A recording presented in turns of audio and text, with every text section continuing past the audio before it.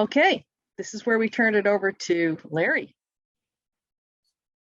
Okay, thank you, Helen. This is Larry Hiller. I wish to say thank you to the group for providing me the opportunity for this easy withdrawal from the PA leadership. It's a lot easier for me to take than to have to quit cold turkey, as we say. I appreciate that. It's awfully difficult to cover 108 years of PAA history in just 5 minutes or less, but I have advised Angela to put the mute on. If I get lengthy, and those of you that know me for a long time know that that might be possible. I would say that as I cover some of the points of history, and it's unfortunate in a way, I say it bluntly, that we don't have more of our new board members with us this morning, because some of the history is very intriguing and quite pertinent as we look ahead to our current immediate activities now, but also to the future. I would like to point out certain facts from our, call it the old past, the history, but emphasis to show or imply the changes and adaptations that PAA has made over these 100+ years in the association to basically change with the times and keep modern. So try to keep this in mind as I point out some of the factors that I did, or I do. We all know that the PAA basically became chartered officially in 1913. It was in the fall of 1912 in upstate New York, when a group of about 6 individuals, potato workers, both from the university and USDA regimes, got together and discussed the need for a potato organization. The purpose was simply stated as to be an effective national potato association for promoting the potato industry in all of its various phases. And so that's been a key criteria right from the very beginning. The original name was the National Potato Association. It was changed in 1917 to be the Potato Association of America. And shortly after that, it was originally chartered as that. The full name was the Potato Association of America. And just as a side note, a lot of us had a kind of a joking running byline. We had to be the PAA, much like it's the Ohio State University, for those of you who know that phase. But it quickly became known as the association.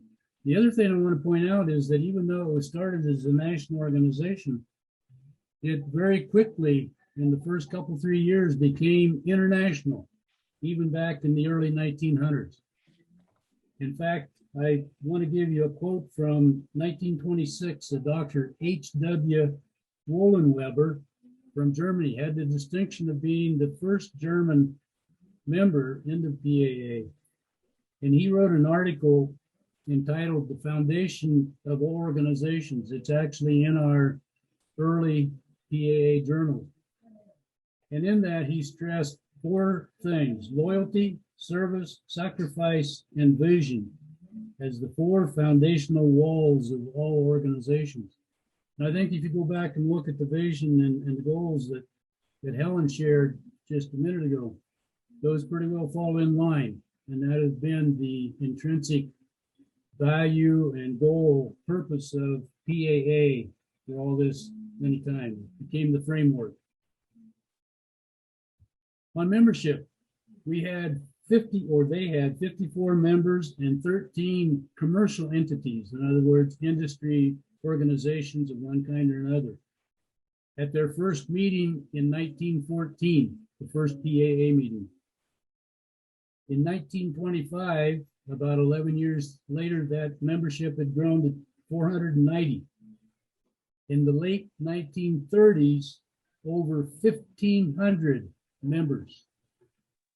And in the late 40s, we had over 2,500 PAA members.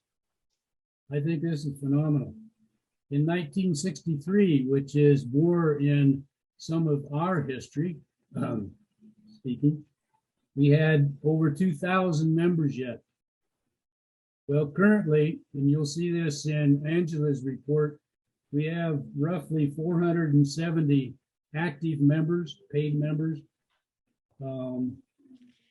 And so I think if we look at the database and the possibilities, this is where we can emphasize membership in our future activities. About 340 of those are in the US, 75 in Canada, and we have about 60 in other countries. We have roughly 28 to 30 different countries, according to my count, represented in the PAA, and I think that's phenomenal. Another interesting thing is the dues. In the very beginning, dues were a whopping $2 a year up until 1950. And then they changed in $5 and $10 increments every couple of years, 5 years. In 2006, they were set at the current $100. And so we've been at that membership fee ever since 2006. The other big activity in PAA are our HLMs. This was initiated in 1947. And since then, we've had 232 HLMs distinguished with that selection through this current year. We have 74 currently living HLMs, and I think this we need to keep in mind and remember in other activities. Our annual meetings have, as I mentioned, been going on since 1914. They've met every year except for 4 years during World War II, the years of 1942 through 45. Then in 46, they actually had 2 meetings. So our total meeting count is only a couple short of the 108 years that we've been actually organized. In the very beginning, annual meetings of the PAA were always held every year in conjunction with other organizations, the Phytopathological Society, Entomological, Agronomy, ASHS, the Hort Society, Soil Science, other groups like this. And then in 1961, which is quite recent in our history, the group met in Wenatchee in the conjunction with Utilization and Marketing Association at that time. But the PAA decided in 61 in Wenatchee to meet separately from there on. The other interesting thing then from then on is, I find interesting, it was a requirement as such that LACs, the local arrangements committees, arranged so that our meetings were always on university campuses or in potato growing areas. And it wasn't until our meeting in 1974 in Pasco that we broke away from, changed tradition completely, away from the university campus and went to a conference center and a motor inn type of setting. So that was quite recent, I find interesting. The other important thing to keep in mind with PAA is that we are a nonprofit. We are 501c3. We have the paperwork from IRS. This was granted to us in 1999 through a lengthy process by some of our older members at that time. This was in anticipation of the planned endowment that was going to be approved in 2000, 2001. We had to have that nonprofit status in order to accept taxable donations from members and from others. You've heard us, many of us have spoken of PAA as always been. It's touted as a family organization. You hear this all the time. And that's, in my opinion, not only because of the camaraderie between and among all of the members and all of our many diverse backgrounds. We treat each other like a big family. But it's also because in those early years, families as a unit always went to PAA meetings. They made it into a camping or a vacation trip with the kids and everything. I can remember in some of my early LAC experiences, the biggest problem was getting babysitters and childcare set up and these kinds of activities, which we haven't had to worry about. The other interesting thing, PA business, that I thought I would mention, how the changes have occurred. In the very beginning, it was almost handled entirely by the president.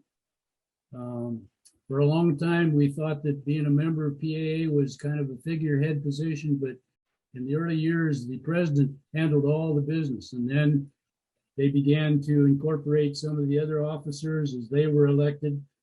The executive committee with directors was started in the early 60s. But it's interesting to note, many of you remember, we only met one time a year. And that was at the annual meeting. We would meet Mondays and Tuesday mornings.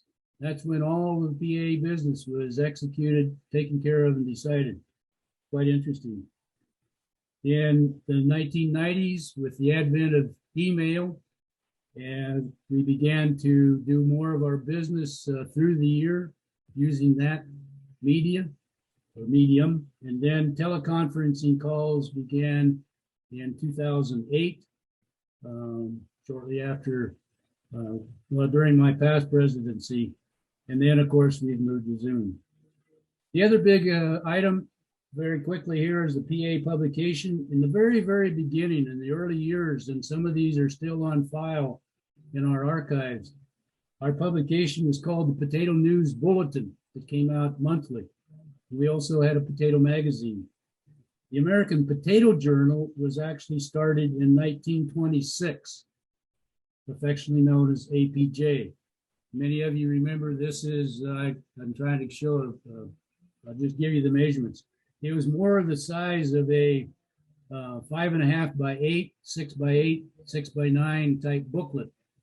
This was changed in 1973, the publication moved from New York to New Jersey, and then finally to Maine, and where it was published at the University of Maine until 2007 and 8, when it was we started our association with Springer. The AJPR, which is our journal name now, was officially changed in 1998. This is when the publication was still at the University of Maine. And that's when we also changed the physical size of the journal, as all of us know it today. By the way, we have a complete set of our journals from that 1926 date on, except for the very first volume. That was lost, and I just cannot seem to resurrect that out of anybody's archives or system. One of the things that happened was that some of these early journals were sent to Germany for Springer to copy whatever the process was, so that they could put it in their files and have a complete set. So hopefully that would be available there. So I'm going to close by just simply saying that I hope that what you've picked up indirectly in my implications and the changes that I've noted over the years is that PAA has changed, adapted, based on membership changes, based on our growth, based on the industry, on society, and above all, on our new members. I want to just point out for some of us old timers like myself and others that are still active in the association, we may say, well, this is how we used to do it. But we only point that out as perhaps a point of reference, not implying that it has to be continued to do that. The new board, the new members, the new society has to keep things modern and in today's venue and so forth. I really feel strongly about that. How things were done is fine to know in a way, but we need to always keep current and move into the current day mode. There's a lot more that I could, of course, elaborate on, as most of you know, but I think that covers the high points. And certainly if you have any questions, well, I guess I would point out for Helen and Angela and the board in total that a lot of this history, we need to probably keep somehow pulled together. It's difficult to pull this together out of all the old journals and so forth. So I'll just leave that as a possible challenge of some kind. Are there any questions? Otherwise, turn it back to Helen.